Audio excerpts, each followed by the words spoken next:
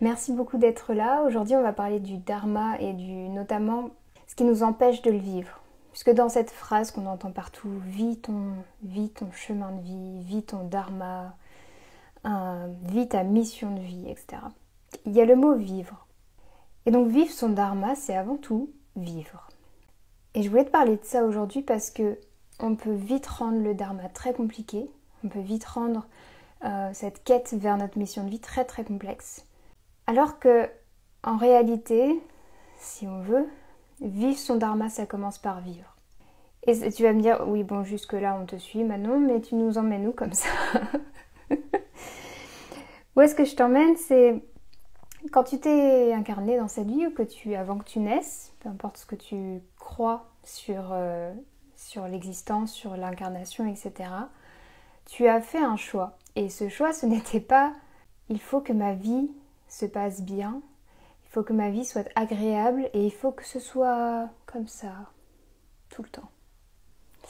C'est un petit peu comme aller dans une fête foraine pour aller faire des manèges ou par exemple des montagnes russes. Donc tu veux aller faire ce manège, mais tu ne t'attends pas à être bousculé. Donc tu rentres dans le manège et tu insultes tout le monde pendant l'expérience et à la fin tu te dis mais c'est quoi? C'était n'importe quoi, il y avait des hauts, il y avait des bas, mais pourquoi ils n'ont pas fait un truc tout droit? Eh bien la vie c'est pareil. Tu as choisi de rentrer dans le manège de la vie. Ce qui signifie qu'il y aura des hauts et il y aura des bas. Et c'est ces hauts et ces bas qui font que les gens adorent la vie. Ça va paraître un petit peu osé de dire ça, mais les gens adorent le contraste. Et on adore ça, le contraste. Moi la première, c'est-à-dire que quand je vois un ciel d'orage c'est beau puisque c'est sombre et il y a une clarté et il y a beaucoup de chaos avec du bruit quand il y a l'orage qui tonne et ensuite c'est très paisible et calme. On aime le contraste. On adore ça en réalité. Et on le recherche constamment. Sauf qu'il y a des moments où on le refuse un petit peu. Il y a des moments où on se dit « ouais mais bon là ce contraste-là, je sais pas trop, hein. Moi j'ai pas signé pour ça. » Et la réalité c'est que tu peux choisir tes contrastes, plus ou moins consciemment. Mais tu peux choisir tes contrastes. C'est-à-dire que quelqu'un qui par exemple a comme valeur la liberté, l'indépendance, des valeurs comme par exemple le fait d'avoir envie de suivre ses envies le plus souvent possible et d'être très à l'écoute de ses désirs au jour le jour, et qui aime voyager par exemple, cette personne va se dire bon, j'ai cette valeur, c'est ma valeur primordiale.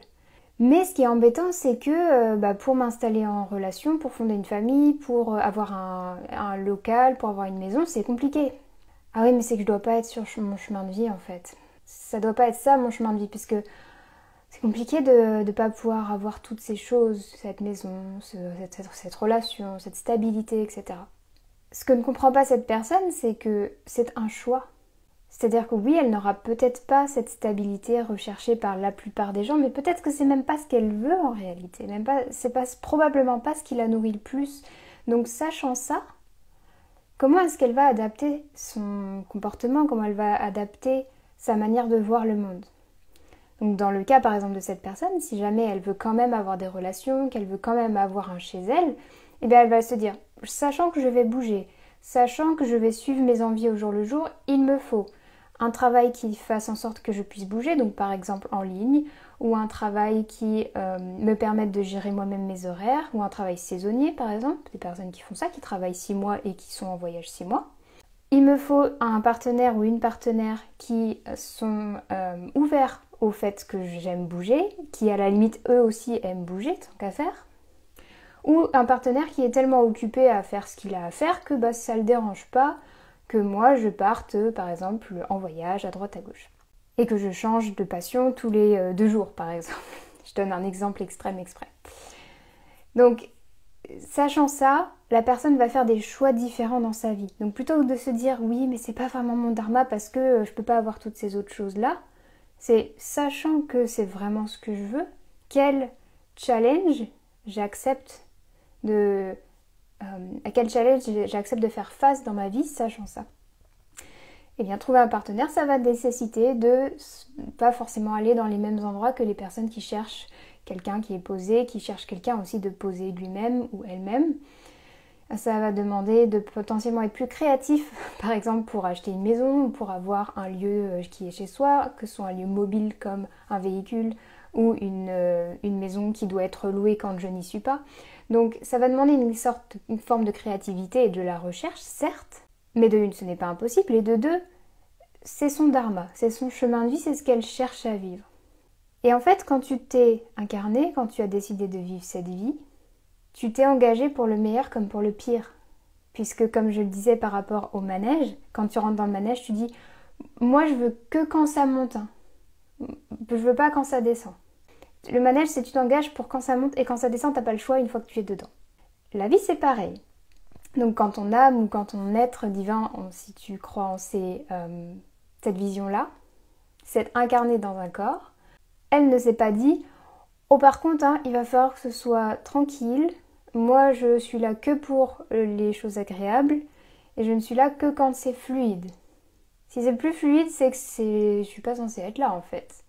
Et je dis ça parce qu'il y a vraiment cette croyance dans le monde de la manifestation, dans le monde du développement personnel que une fois que tu es dans ton dharma et une fois que tu es à ta place, tout est fluide, tout est plus beau, tout est agréable.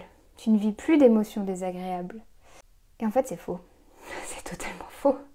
C'est totalement faux. C'est-à-dire que oui, potentiellement, si tu te sens à ta place, tu vas te sentir mieux au jour le jour. Oui, les choses vont se dérouler plus facilement puisqu'elles vont,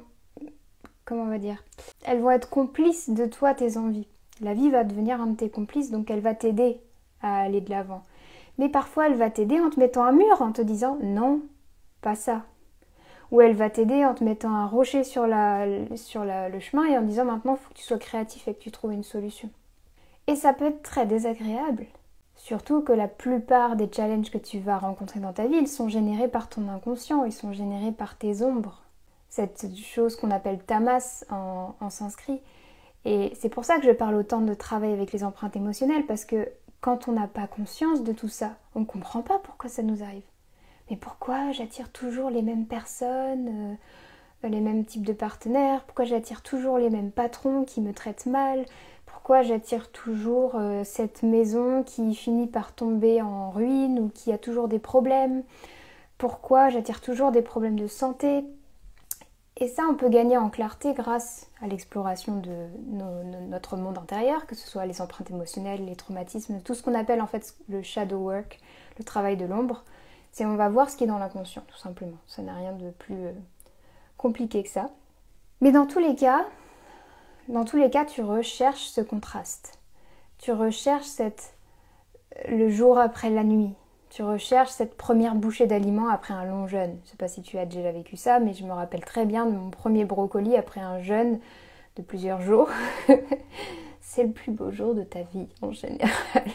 Quand tu retrouves cette sensation de faim, de satiété et que tu l'as satisfait. Donc il y a toutes ces croyances que si tu faisais les choses bien, dans ton hygiène de vie par exemple, tu serais en parfaite santé tout le temps. Ça on le voit beaucoup. C'est-à-dire que si on faisait les choses correctement, moi si je faisais les choses bien, j'aurais pas de boutons. Donc si j'ai des boutons, c'est que je fais les choses mal. Et crois-moi, c'est une croyance que j'ai toujours de temps en temps, quand mon mental reprend le dessus et qu'il n'est pas très équilibré. Et je rencontre beaucoup ça, c'est-à-dire que on voit les choses sous l'aspect c'est un problème. Et parfois, c'est bien de le voir sous cet aspect-là, parce qu'on a besoin d'avancer, il faut changer certaines choses, il faut changer certaines hygiènes de vie, il faut changer certaines décisions qu'on fait dans notre vie si on veut avoir la vie qu'on veut, et la santé qu'on veut. Ça, on est d'accord. Mais ça peut vite partir dans des extrêmes, où on essaie de tout changer et surtout on se culpabilise parce que c'est-à-dire que si on se dit je suis complètement malheureux dans ma vie ou je suis pas en bonne santé ou j'ai pas les relations qui m'intéressent autour de moi, c'est que je dois être nulle en fait. Je dois être nulle à ce que je fais, que ce soit dans mon hygiène de vie encore une fois ou que ce soit dans mes relations ou dans mon travail ou dans mon avancée spirituelle ou n'importe comment on va le manifester. Mais il y a cette croyance, donc si tu étais vraiment sur ton chemin de vie, tu serais heureux et épanoui tous les matins. Si tu vivais ta mission de vie, tu ne ressentirais plus la fatigue, par exemple. Ça, on le retrouve beaucoup, on est énergisé tous les matins. Je peux te dire que j'ai créé mon travail de toutes pièces. J'avais aucune idée de ce que je ferais aujourd'hui et c'est encore en évolution. Donc ce travail, c'est moi qui l'ai créé. C'est-à-dire que je l'ai créé en fonction de ce que je voulais y mettre, la manière que je voulais le faire, la forme, bref, tout. Et il y a des jours où je suis épuisée. Il y a des jours où je suis très fatiguée. Il y a des jours où j'en ai marre. Il y a des jours où j'ai pas envie de parler d'Ayurveda. Il y a des jours où je me demande est-ce que c'est vraiment utile de parler de tout ça? Est-ce que ça aide vraiment des gens? Pourtant, de l'extérieur, combien de personnes viennent me voir en me disant « Mais c'est fou, à ton âge, t'as déjà trouvé ta voie, t'as déjà trouvé ton dharma et tes dents, etc. » Et je leur dis « Oui, mais je vis du contraste tous les jours. Je vis des challenges tous les jours. » Donc c'est important, je pense, de faire ce rappel-là, parce que ça peut vite nous désaxer sur, finalement, notre dharma. Où on va se dire « Ah ben je dois pas être dans mon dharma parce que là, c'est pas fluide. Hein. » Ou je ressens pas l'aide des anges. Ou je me sens pas énergisée tous les jours. Il y a de fortes chances que ce soit lié à plein d'autres choses. Ça peut être la décroyance, ça peut être lié au fait que ton dharma, il va venir nettoyer et te pousser à faire des choses qui sont pas forcément confortables. Clairement, le jour où j'ai sorti ma caméra pour filmer ma première vidéo sur YouTube, je me suis demandé si ça allait être bizarre comme ça, pour toujours en fait. Je me suis dit, mais mon Dieu, parler à un objectif, qui peut faire ça et trouver ça normal? Et je me suis dit que ça allait être très compliqué pour la suite. Et puis à force de le faire, à force de interagir avec les personnes qui regardaient mes vidéos, etc., c'est devenu beaucoup plus naturel. Mais si je m'étais arrêtée à oh, non mais c'est pas du tout naturel, et puis ça ne fait pas, ça résonne pas en moi et c'est pas fluide, j'aurais abandonné YouTube après même pas après ma première vidéo, j'aurais jamais sorti ma première vidéo. Parce qu'après, il faut filmer, il faut la monter, ça c'est encore toute une histoire. C'était pas fluide, hein. C'était pas naturel, c'était pas facile. Pareil, je me suis demandé est-ce que ça va être long et compliqué à chaque fois comme ça? Non. Et je suis contente d'avoir persévéré puisque aujourd'hui c'est un processus qui est beaucoup plus facile pour moi. Donc je t'invite là, plutôt que de te tordre l'esprit à te dire alors, ma mission de vie, sachant que je suis tel dosha, sachant que l'astrologue m'a dit ça, et puis il y a cette personne qui m'inspire, ça a l'air vraiment bien ce qu'elle fait, je pourrais peut-être faire la même chose. Ouais, mais j'ai peut-être pas les bons outils pour ça. Je vais t'inviter à ressentir. On revient toujours à la même chose. On sort des nœuds mentaux, on sort du brouhaha et on repasse dans le corps. Est-ce que là, tout de suite, dans mon corps, quand je ressens, réponds honnêtement à cette question. La réponse qui te vient intuitivement là tout de suite quand je te demande est-ce que tu es vraiment engagé avec la vie? Est-ce que c'est toujours oui pour le meilleur et pour le pire? Parce que c'est trop facile, une fois qu'on est dedans, de se dire oui mais non finalement ça, non. Et on n'en a pas forcément conscience au début, on se dit bah oui, je suis engagée dans la vie, regarde je suis vivante, je fais des choses, j'essaye, je cherche. Mais vivre son dharma c'est avant tout vivre. Est-ce qu'il y a des zones dans ta vie où tu résistes la vie? Est-ce que tu résistes ton plaisir, par exemple? Est-ce que tu résistes le fait de recevoir? Est-ce que tu résistes le fait de te mettre en colère quand c'est nécessaire?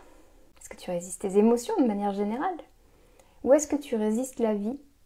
Et comment tu peux ramener plus de fluidité dans ta manière d'interagir avec la vie, comme si tu reformulais tes vœux envers la vie? J'ai une personne qui m'a envoyé un message il y a pas longtemps sur Instagram en me demandant comment regagner la foi en soi. Regagner la foi, c'est refaire ce vœu envers la vie. Je t'aime et je suis avec toi pour le meilleur comme pour le pire. Ce qui ne veut pas dire je vais rester dans des situations qui vont me faire du mal parce que j'ai dit que j'allais rester aussi pour le pire. C'est toi qui choisis ton contraste. C'est toi qui choisis ça je veux le vivre, ça... Bon, ça, c'est compliqué à vivre, mais c'est important pour moi de le faire quand même. Un autre exemple, le bullet journal que j'ai sorti maintenant il y a 2 ans et demi, quelque chose comme ça. Mon Dieu, j'aurais dû annuler 10 000 fois. J'aurais dû m'arrêter dans ce projet un nombre incalculable de fois. Parce que je n'avais jamais publié de livre, je ne savais même pas quel type de papier il fallait, et moi je parlais avec une maison d'impression et ils me demandaient quelle épaisseur, quelle couleur, quelle texture, et moi j'en sais rien. Je ne savais pas du tout quel poids allait faire mon livre et si ça allait être un livre de 5 kilos qui n'allait pas du tout rentrer dans la bibliothèque des gens. Je ne savais pas... si je fais la liste de tout ce que je ne savais pas, c'était impossible pour moi de créer ça. Sauf que dès le début, en fait, je me suis dit, t'as pas le choix. Je ne savais pas faire une campagne Ulule, par exemple. Je ne savais pas demander de l'argent, sachant que le projet n'était pas encore fait, à des personnes et qu'elles fassent confiance à ce projet pour le soutenir. Et donc, ce que j'ai fait, c'est que je me suis dit, on va faire une étape, puis on va faire une autre étape, puis on va faire une autre étape. Alors, je vais pas te mentir, j'ai eu des nuits où j'ai eu du mal à m'endormir, parce que je me suis posé plein de questions.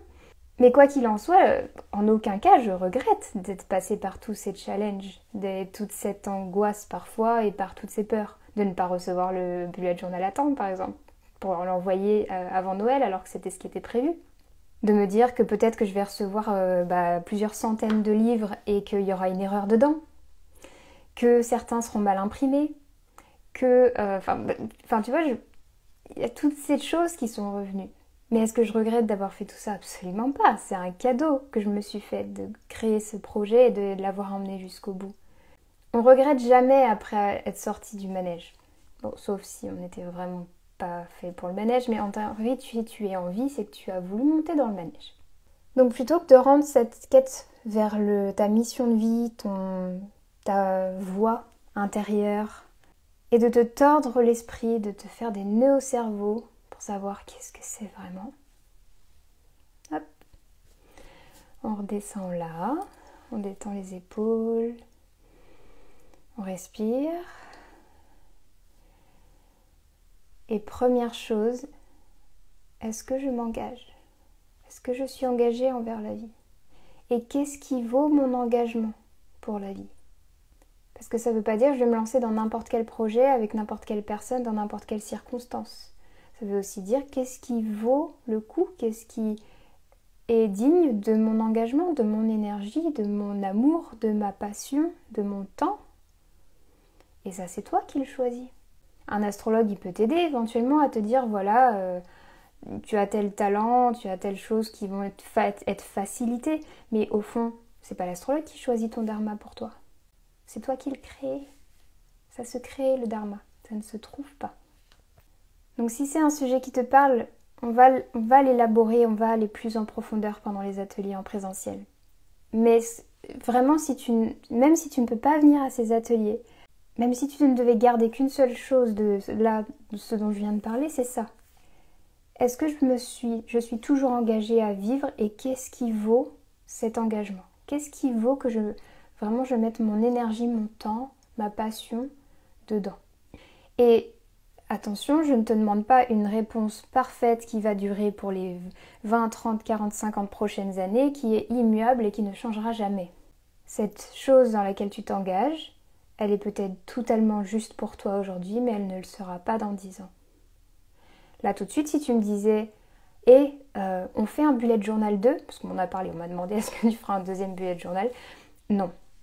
Non. Parce que ce ne serait pas juste à l'heure actuelle de mettre toute mon énergie, mon temps et mon engagement dans un projet pareil. Et c'est juste. Est-ce que j'ai gâché mon temps en médecine pendant 3 ans? Non. Ça valait le coup pour moi de mettre mon énergie, mon temps et mon investissement et les challenges que j'y ai rencontrés. Oups. Et maintenant, ça vaut plus le coup pour moi. C'est-à-dire que je ne retournerai pas en médecine. On m'a aussi posé la question. Non, je ne retournerai pas en médecine.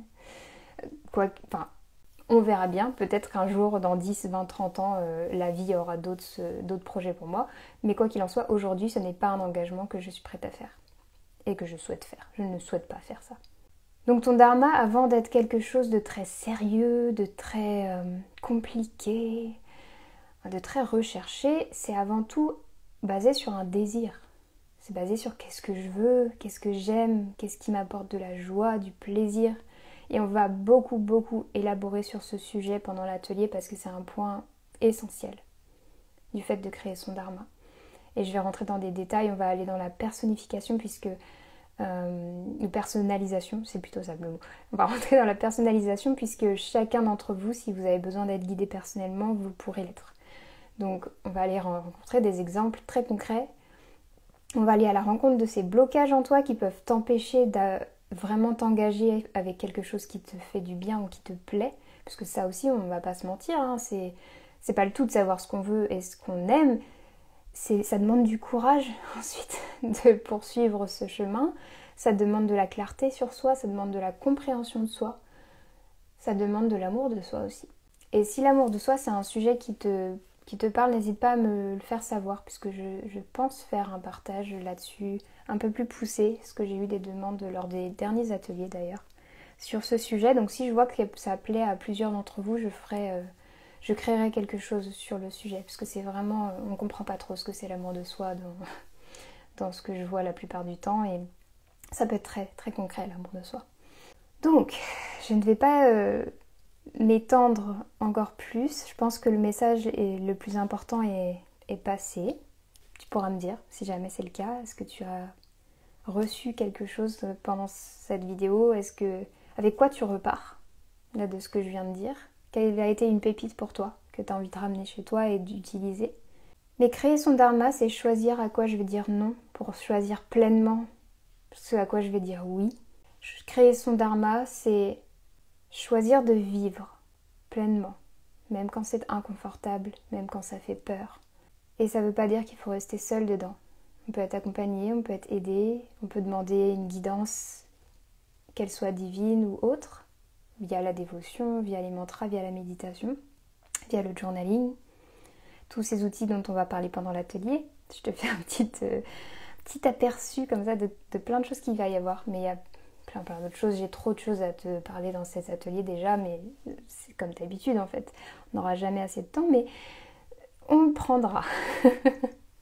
Donc voilà, j'espère que cette vidéo t'a apporté quelque chose, peut-être même une toute petite chose, mais je t'invite à sentir là, dans ton corps, dans ton ventre, dans tes épaules, dans ton cœur. Est-ce que je suis vraiment engagée et qu'est-ce qui vaut cet engagement pour moi? Je vais te laisser ici. Si tu as des questions suite au live ou si tu regardes en replay et que tu as des questions, n'hésite surtout pas à les mettre sous la vidéo. Je serai ravie d'y répondre.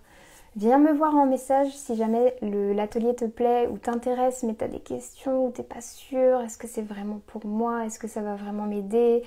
Est-ce que le format me conviendrait, etc. N'hésite pas à venir me poser toutes ces questions par message pour avoir une petite discussion et puis parler de tes objectifs, parler de ce que tu vis en ce moment. Je suis ravie de te proposer ces ateliers encore une fois. N'hésite pas à t'inscrire rapidement si ça t'intéresse parce qu'à la fin de la semaine, je déciderai s'ils sont maintenus ou non en fonction du nombre d'inscrits que j'ai. Donc si à la fin de la semaine, j'ai pas le nombre d'inscrits qu'il me faut pour chaque atelier, ils devront être malheureusement annulés. Donc si ça t'intéresse, maintenant c'est le moment. Et ce sera l'occasion de se rencontrer en vrai, de boire une tasse de cacao tous ensemble, de chanter ensemble. C'est vraiment une journée très joyeuse. Et je t'invite à voir les retours des autres participants sur les précédents ateliers si jamais ça t'intéresse. Bref, je m'arrête de parler. Et je te souhaite une très très belle journée. À tout bientôt, prends bien soin de toi.